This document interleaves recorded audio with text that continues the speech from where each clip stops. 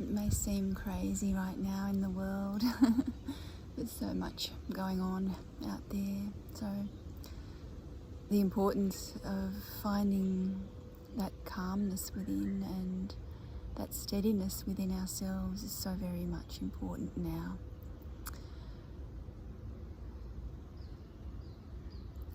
I think one of the main reasons that's what's going on out there in the world and around us is that we've lost that connection with who we are in ourselves, that connection with the divine presence within ourselves. You call it Creator, you can call it God. It's the light within. We've lost that connection, a lot of us, most of humanity. And that connection to Mother Earth as well. We've got this beautiful earth that we live on, and she doesn't get respected the way she should. And I think that is a reflection back to the divine feminine. And that means the divine feminine in women, but it's also the divine feminine in men as well, because we have feminine and masculine energies within us all, no matter if we're male or female. But there's been such an imbalance in our society for a very, very, very, very long time. And as we begin to awaken the divinity within ourselves, it's going to cause unrest and turmoil on the outside. So it's certainly an inside job that we begin with, and that journey can be quite challenging, and the journey that I have been on has been quite challenging, but I thank it. I thank what I have been through. It's helped me to discover who I am and who I want to be here in my life, on living on this earth. Our soul has guided us to, or has imprinted in our DNA, the things that we are here to do. And sometimes we might question, why am I here? What am I doing here on this earth? And when you come to that realization that you're asking that question, you might be at a really low place in your life. I have been there, and you search for something on the outside of yourself to try and find that happiness, and to try and find something you're searching for. What is it?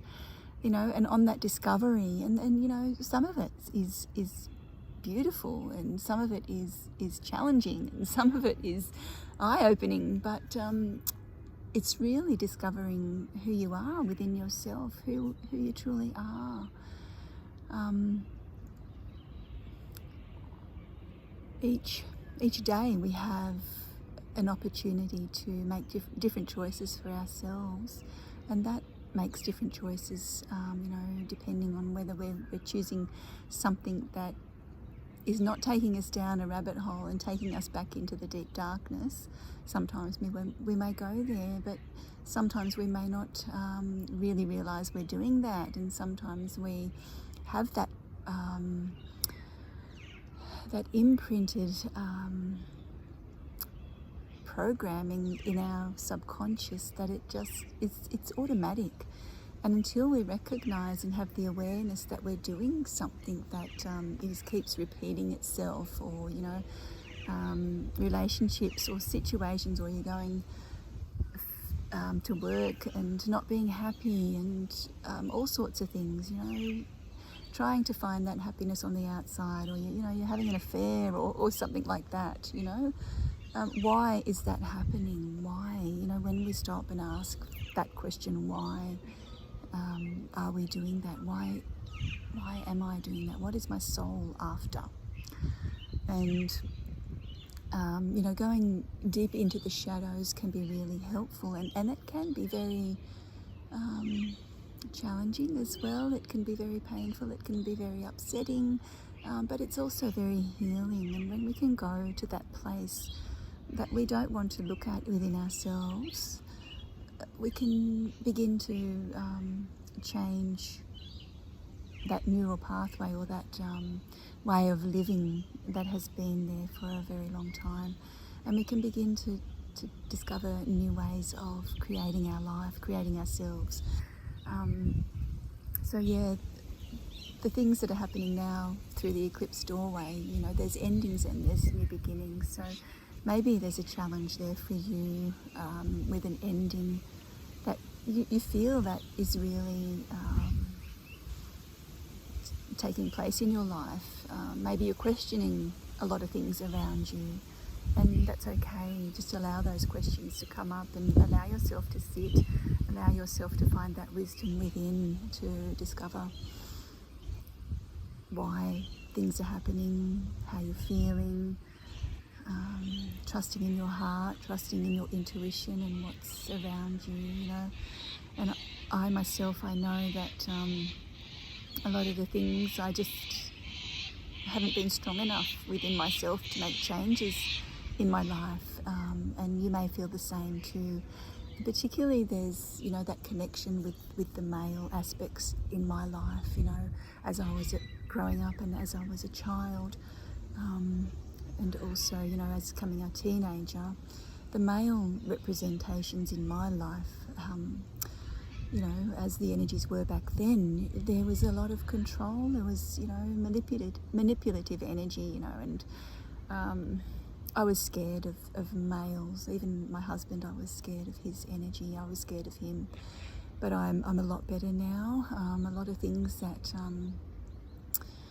I've been through has helped me to heal, and to heal that aspect of being afraid of men, being afraid of the masculine. And I think, you know, a lot of women may feel that. So then, you know, you put up a wall. You put up a wall because you don't want to be hurt anymore by the male, by the men. I'm not putting men down, you know. This is just part of our lives. It's part of what's been and what we're here to recognise, you know, what's going on. And we're here to open up to the feminine, the sacred divine feminine within us all. And that's including men, because, you know, if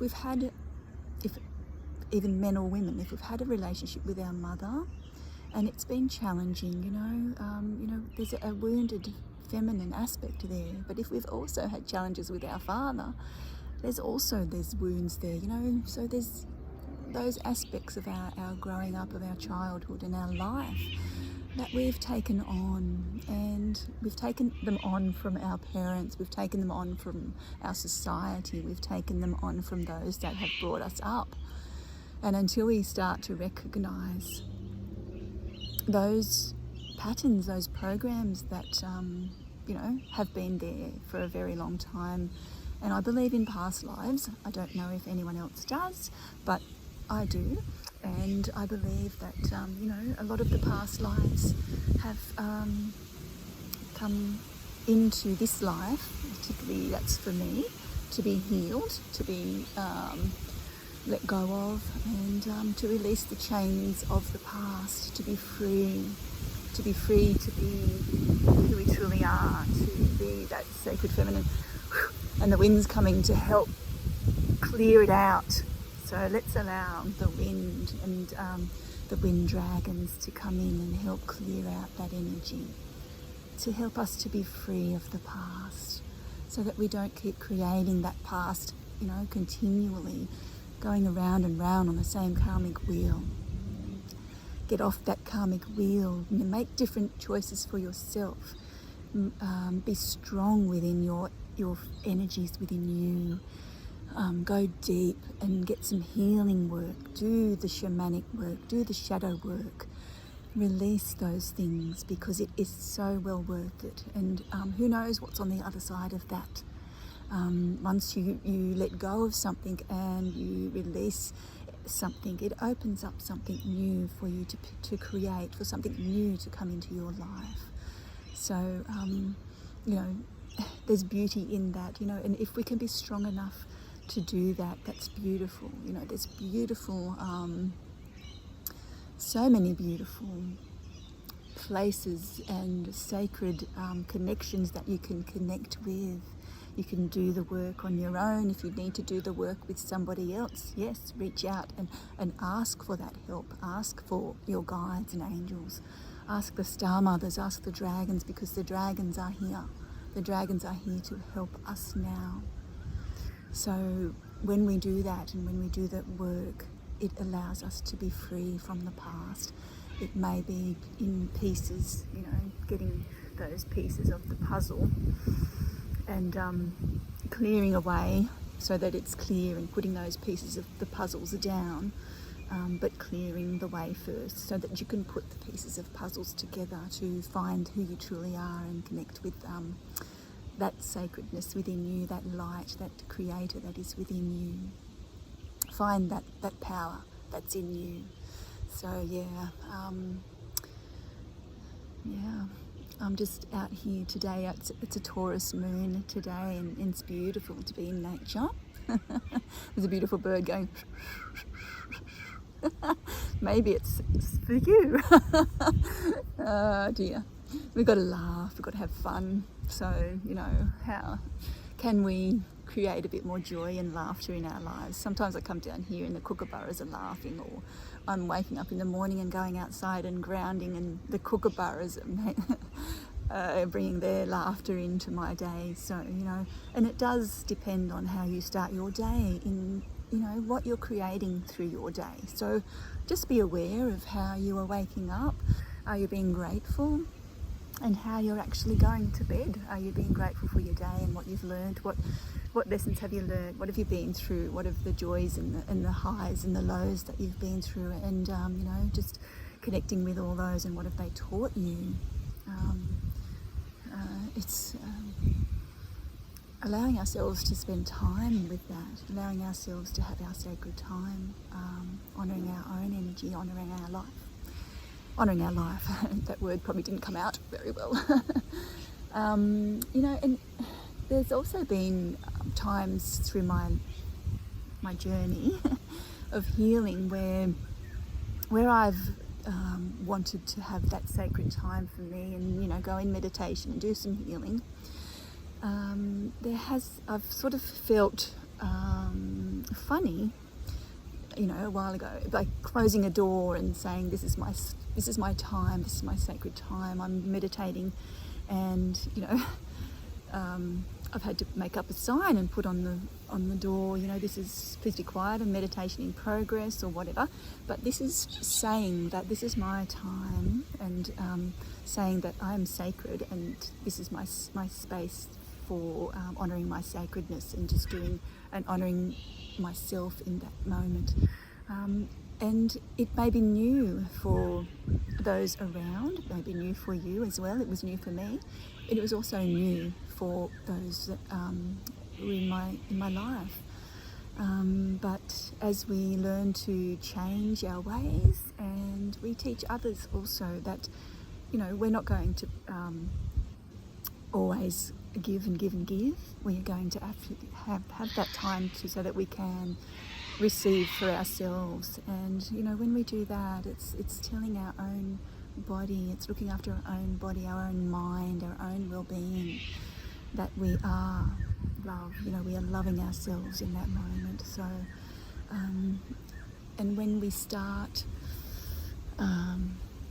to take those moments, and it's each day. If you're meditating in the morning, give yourself that space. Ask those that are around you to give you some time so that you can honour yourself in that moment.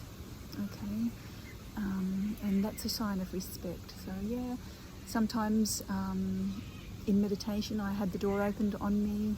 It's a learning process for those around as well. So we've got to allow that as well, and just respect that.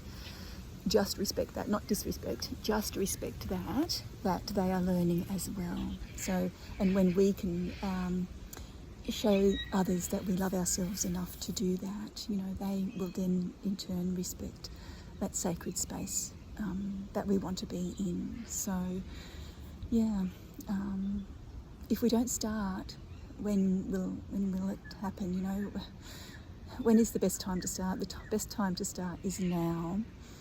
it's every now moment we're creating our life, you know. So give yourself some time and be able to love yourself, and beautiful time under the Taurus moon to be sensual for yourself, and it comes back to the self. It really does. When we're loving ourselves and we're not looking for someone else to bring us that love, when we balance that masculine and feminine energies within ourselves, and that comes with that healing. It comes with looking and searching for those feminine aspects within ourselves and those masculine aspects within ourselves. And in meditation, you know, we're connecting to the above, we're connecting below, and we can bring that within us.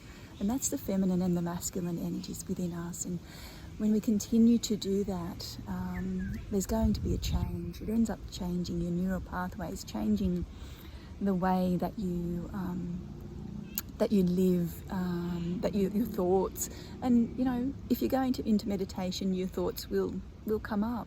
Just allow them and allow them to settle. Say thank you for those thoughts. I'll come back to you later, but now I'm just having this time for myself. And there may be still thoughts coming up. It just may be spirit bringing messages to you, or your ego mind, you know, still going over and over and over with things that you're worried about. So maybe even if you start writing some things down before you meditate on some things that you are worried about, that gets it onto paper. It gets it out of your body. It gets it out of your energy system, and it may help you to relax and just connect with your heart, connect with your breath.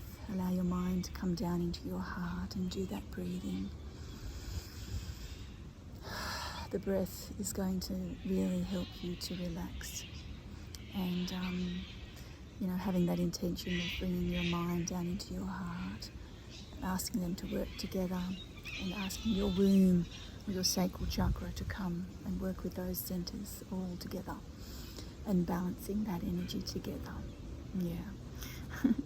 All right, so it's beautiful out here.